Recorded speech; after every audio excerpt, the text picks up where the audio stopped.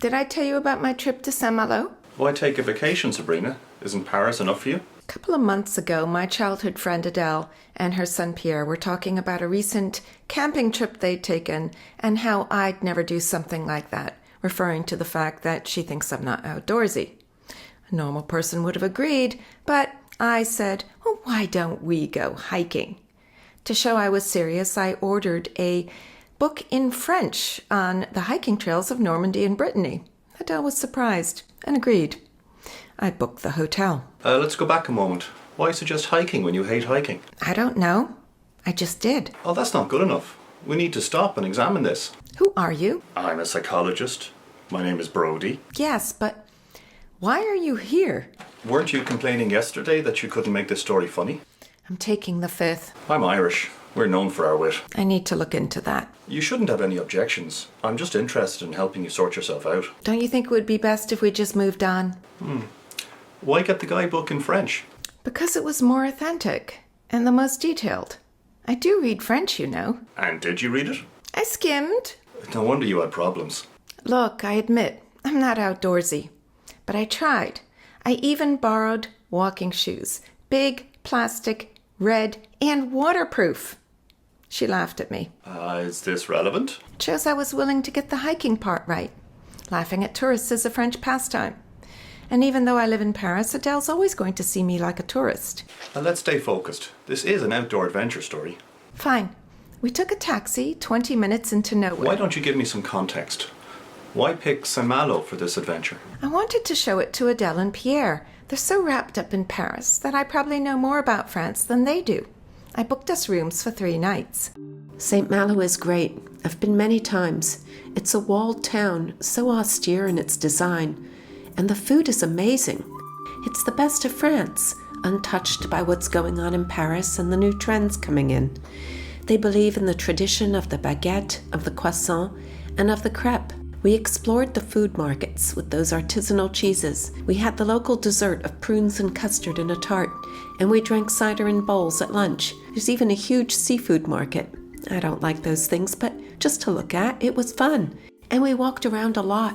We saw everything. The ramparts, the cannons, the beaches, everything. We also took a ferry across the bay.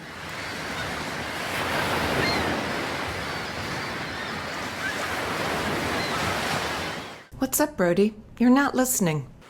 I just want to keep track of time. We don't have all day. Maybe we should get to the main story. We took a taxi 20 minutes into nowhere to get to the starting point. The beach was deserted. Felt like we were stranded. What a lightweight. I didn't like the look of it, but I figured the beach was deserted because everyone was in church. It was Sunday morning, so I kept quiet. We headed down to the beach. The first thing I noticed was there were no markers, And the beach was covered in stones, which were covered in moss, and there was a stream barring our way. The one good thing was that someone had placed 9 small stepping stones in the stream. This was a sign.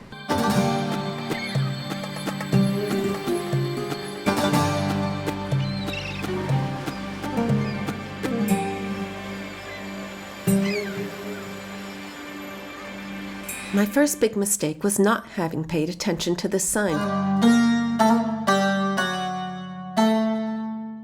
We crossed the stream. We had 2 beaches ahead of us before we could get back to the main road. I had estimated 20 minutes for each beach, but it was soon clear it was going to take at least 3 times as long. Right away, Adele starts complaining that her feet were getting wet. She's wearing hiking shoes. My feet are nice and dry with those big rubber sandals, but maturity means not smirking. Adele points to the cliffs. Look at the cliffs! At high tide, we'd be 10 feet under. I didn't want to hear it, so I distracted myself by looking around. Was there really no one to admire my outfit? Trivial thoughts like these occupied my mind until Adele says, "Guys, the tide is coming in."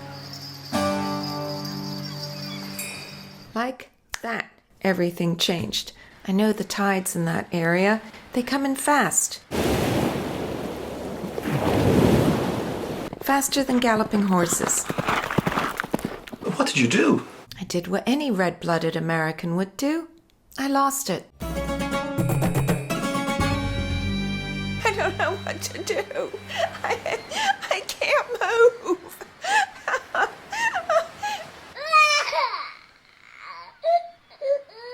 Fortunately, I'm not exaggerating. They're now staring at me. Pierre, what's with her? What's with her? What's with you? I didn't dare tell them about the tides, because then they would have panicked.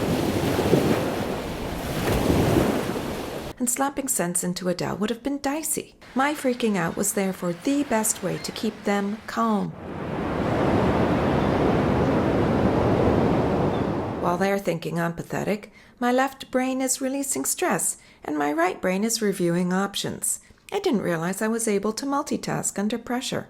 Normally, I can't iron and talk at the same time, which explains why I was so impressed with myself. However, this was no time to share. Indeed not.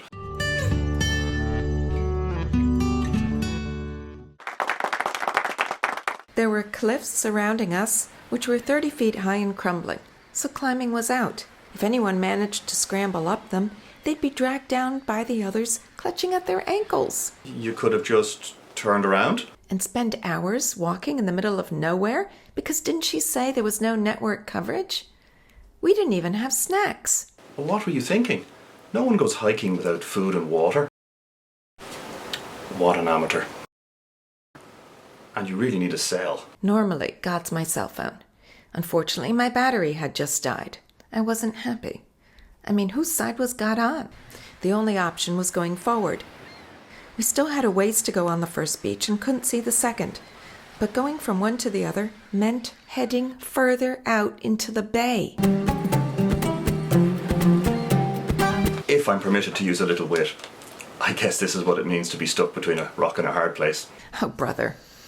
As a Catholic, you don't go back. That's like not trusting God. The only choice was forward. Before I knew it, I was running like crazy across the rocks. My little voice kept saying, "You could fall and break your leg." All I could think was, I might fall and break my neck. That way it would all end peacefully. For me. Was that selfish? Too bad. Thank God I ran for it. We didn't have time for a tedious pros and cons analysis, something Adele and I tend to do. 50 yards later, my adrenaline had run out. I turned around to see where they were, fully expecting them to be 20 yards behind, side by side as usual. Pierre is standing right next to me. "Where's your mother?" Who? "Mom!" Oh, yeah. "She's like this big." Christian Charity demanded that we wait. I knew if I didn't wait, I'd feel bad if she died, and worse if she lived. Every time she got this big, we'd take off again. This is one time Catholic guilt was helpful. Why couldn't you wait properly? I knew that even a few inches of water would make walking impossible, and I didn't want the last words I'd hear to be someone yelling at me. A little distance seemed prudent. Adele's moving along calmly while I'm flailing around because I'm scared witless. The upside of fear? It's not self-conscious. The downside? It's not contagious. I'm swearing all the time, in front of Pierre, and praying, ratio 3-to-1.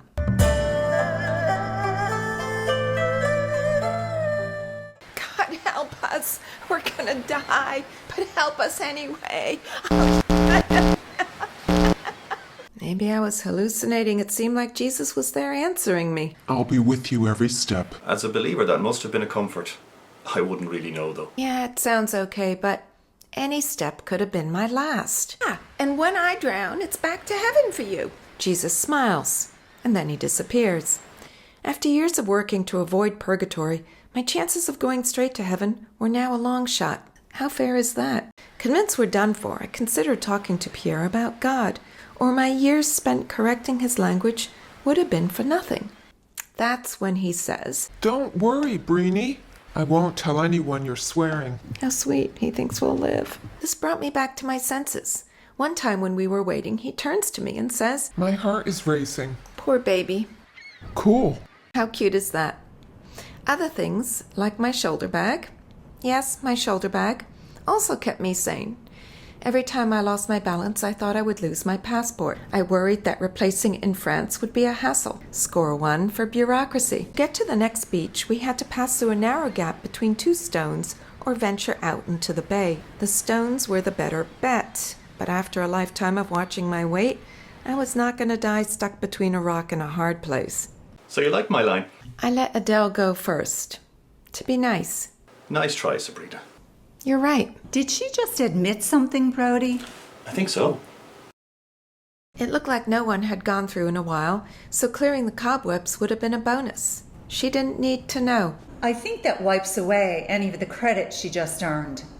We don't like schemers. As I passed through the two stones, I could see to the next beach, and way in the distance there were people on sand. Instinctively, I reached for my lipstick. This was France. Another 30 minutes over the rocks, and we'd be safe. I was done. You may want to address her vanity at some point, Brody. Who are you? I've been assigned to your conscience, just for today. You people are all irritating, you know. We don't care what you think. We're just doing our job. It was interesting to see what defined me in this moment of crisis. I'd always hoped my faith would be strong enough to support me, and I was happy to see that it didn't fail me. But I have to admit that I'd had more thoughts about my handbag and footwear than everything else combined. You must have been surprised to see how shallow you are. You don't seem to understand. In France, that's not shallow. That's survival. Do you realize the whole purpose of this exercise was for you to upgrade your faith? We're running a special at the moment. $12.99 a month. That does not sound right. This is what passes for humour with us. Okay. My faith in those moments of life and death had consisted in my yelling and swearing at God. Afterwards, I wondered if I'd gone back to superficial. Or had I gone so deep that I had discovered a new layer. Wouldn't that be cool? Don't be too pleased. Normally, we'd be addressing the issue of responsibility with you. What? You took them into a situation that could have been dangerous, and it was because of your laziness. But we can see you've learned your lesson, so we're letting this go. Just make sure it doesn't happen again. Are you done? We found a cafe nearby, and we were so relieved we barely spoke. Adele had one question. Do you know how out of control you were back there? What could I say? So I turned to Jesus. See what he had to say. This? Now? Just agree. The conversation will be over. Yes, I know exactly how out of control I was. It was really bad.